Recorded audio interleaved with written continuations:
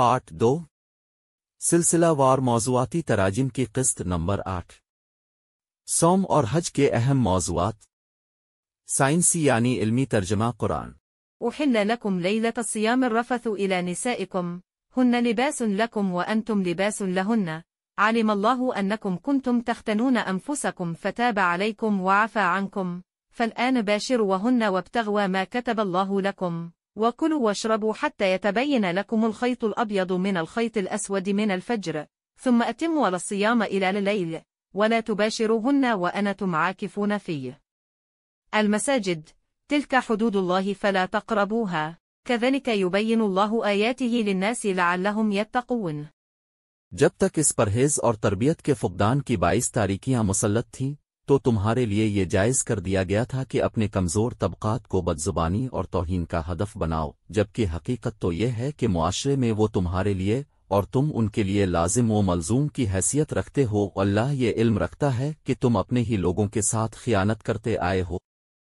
उसने बहरहाल तुम पर मेहरबानी करते हुए तुम्हें मुआफ़ किया, इसलिए अब उनसे रास्त ताल्लुक़ रखो और इतना ही ख्वाहिश करो जो अल्लाह ने तुम्हारे लिए जायज़ किया, यानी उनके हुकूक अपने फ़ायदे के लिए गसब ना करो और इल्म हासिल करो और उसके मुताबिक ऐसा मशरब इख्तियार करो कि वो तुम्हें इस काबिल कर दे कि दीन की रोशन सुबह में तुम सियाह और सफ़ेद यानी खैर और शर में इम्तियाज़ कर सको। फिर अपना परहेज और तरबियत का निज़ाम जुल्म व इस्तेहसाल के तमाम अंधेरों तक फैला दो, जबकि अभी तुम खुद अहकामान इलाही के बारे में गौर व फिक्र करने और नज़्म व ज़ब्त मुरत्तब करने के मराहिल में मुनहमिक हो, तो अभी अपने कमज़ोर तबक़ात में खुशगुमानियाँ फैलाने से गुरेज करो। ये जो तुम्हें बताई गई ये अल्लाह की मुकर्रर करदा हदें हैं, उन हुदूद की खिलाफ वर्जी के करीब भी मत जाओ। अल्लाह वाज़े अंदाज में इसलिए तुम पर अपनी हिदायत बयान फरमाता है ताकि तुम ऐसा तरीक़कार इख्तियार करो कि वो सब लोग यानी मुआशरे के कमज़ोर तबक़ात भी कानून की निगहदाश्त करने वाले बन जाएं। ولا تأكلوا أموالكم بينكم بالباطل وتدلوا بها إلى الحكام لتأكلوا فريقا من أموال الناس بالإثم وأنتم تعلمين। नीज़ फिर ताकीद है कि अपने ही लोगों के दरमियान एक दूसरे के माल और दौलत नाहक तौर पर हासिल न करो, न ही इस गरज से हुक्काम तक रसाई हासिल करो कि उनके ज़रिए लोगों के अमवाल का कुछ हिस्सा जानते बूझते हुए मुजरिमाना अंदाज में हासिल कर लो। يسألونك عن الأهلة قل هي مواقيت للناس والحج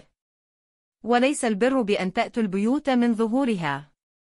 ولكن البر من اتقى وأتوا البيوت من أبوابها واتقوا الله لعلكم تفلحون।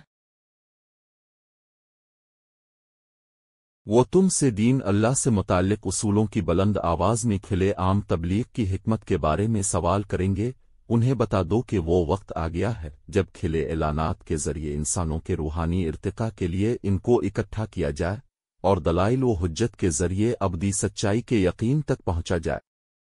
इसलिए इताअत व एहसान का अमली सबूत ये नहीं कि तुम उन तालीमात को मुआशरे के अशराफ आला ख़ानदानों तक चूर दरवाज़ों से यानी खामोश और खुफिया अंदाज में लेकर जा,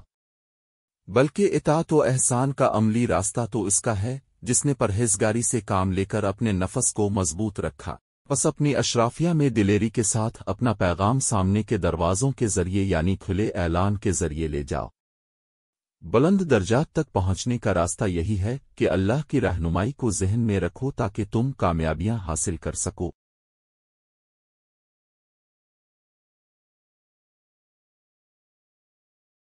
وقاتلوا في سبيل الله الذين يقاتلونكم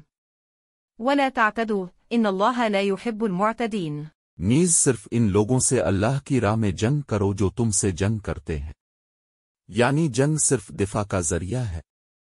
लेकिन इस मुहिम में भी हुदूद से तजावुज़ मत करो, क्योंकि अल्लाह तजावुज़ करने वालों को महबूब नहीं रखता।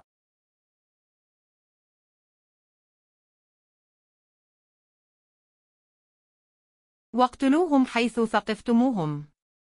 وأخرجوهم من حيث أخرجوكم والفتنة أشد من القتل ولا تقاتلوهم عند المسجد الحرام حتى يقاتلوكم فيه فإن قاتلوكم فاقتلوهم كذلك جزاء الكافرين.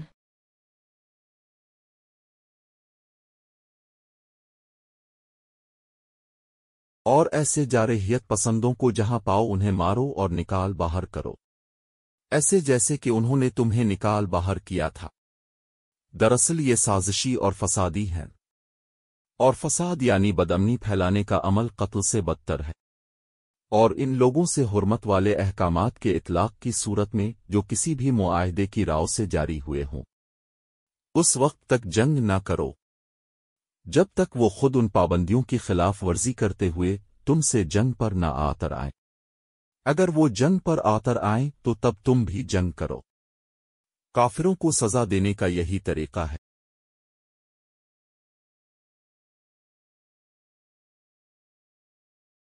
فإن انتهوا فإن الله غفور رحيم۔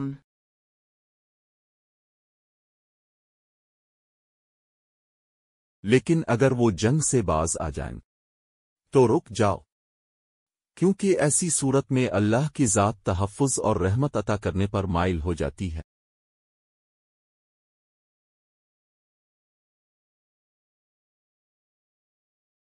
وقاتلوهم حتى لا تكون فتنة ويكون الدين لله، فإن انتهوا فلا عدوان إلا على الظالمين۔ ان لوگوں سے جنگ صرف اسی وقت تک جاری رکھو جب تک کہ فساد ختم ہو جائے اور نظام زندگی اللہ کی رہنمائی کے مطابق چلنے لگے۔ اس لیے اگر وہ فتنہ و فساد ختم کر دیں تو پھر کہیں کوئی زیادتی اور سختی نہ ہو سوائے ظالموں پر۔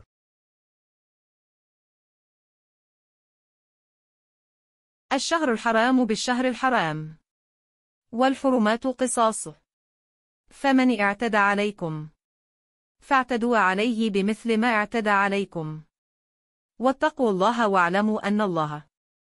مع المتقين۔ اگر دشمن تم پر کچھ ممنوع شرائط کی صورت حال نافذ کرے تو اس کا جواب تمہاری جانب سے بھی اسی قسم کی پابندیوں کا اطلاق ہے، اور یہ اصول مسلمہ ہے کہ پابندیوں کی خلاف ورزی کرنے پر کفارہ قصاص عائد ہوتا ہے۔ بس اصول یہ ہے کہ اس ضمن میں جو کوئی تمہارے خلاف اپنی حد سے بڑھے تو تم بھی اسی قدر حدود سے بڑھو، ساتھ ساتھ اللہ کی گرفت کا خوف دامن گیر رہے، اور یہ علم میں رہے کہ اللہ تعالیٰ پرہیزگاروں کے ساتھ ہی ہوتا ہے۔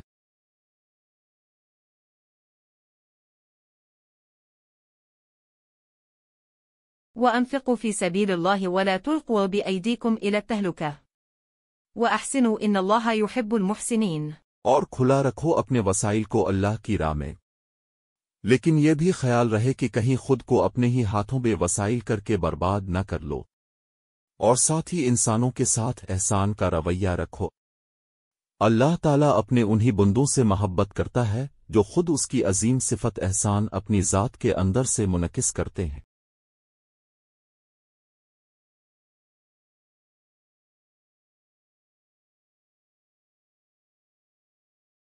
وأتموا الحج والعمرة لله، فإن أحصرتم فما استيسر من الهدي، ولا تحلقوا رؤوسكم حتى يبلغ الهدي محله، فمن كان منكم مريضا أو به أذى من رأسه ففدية من صيام أو صدقة أو نسك، فإذا أمنتم فمن تمتع بالعمرة إلى الحج فما استيسر من الهدي، فمن لم يجد فصيام 3 أيام في الحج و7 إذا رجعتم، تلك 10 كاملة، ذلك لمن لم يكن أهله حاضري المسجد الحرام، واتقوا الله واعلموا أن الله شديد العقاب۔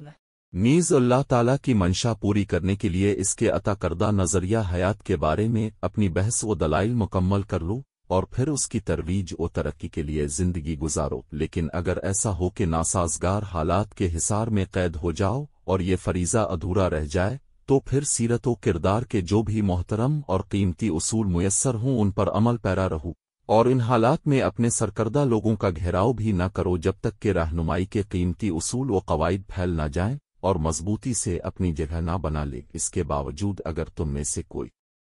ابھی اپنے ایمان و یقین کے معاملے میں کسی کمزوری یا شبہ میں مبتلا ہو یا اپنے سربراہ کی طرف سے کسی تکلیف اور سزا کا مستوجب ہوا ہو تو وہ اس کی تلافی اس طرح کرے کہ پرہیز کی تربیت حاصل کرے، یا اپنے برحق موقف کو ثابت کر دکھائے، یا اپنی ذات کی پاکیزگی کا عمل سر انجام دے۔ جب تم امن و سکون کی صورتحال میں واپس آ جاؤ تو پھر جس نے حق کی پیروی اور ترقی میں زندگی گزاری اور دلائل و حجت تک کے عمل سے فائدہ اٹھا لیا ہو تو اس کو جو بھی رہنمائی کے قیمتی اصول میسر آ گئے ہوں وہ ان پر کاربند رہے،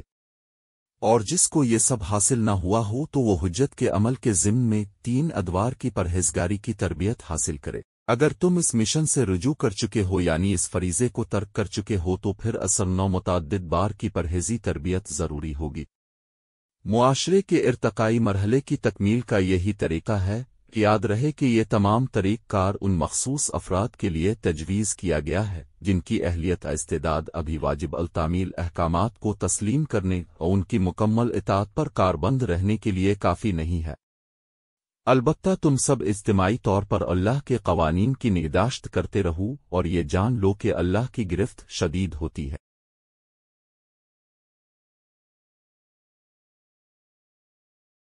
یہاں تک پارٹ 2 مکمل ہوا۔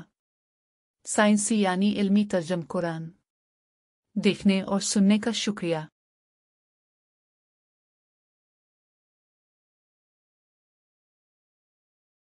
Editing by Amin Nashid.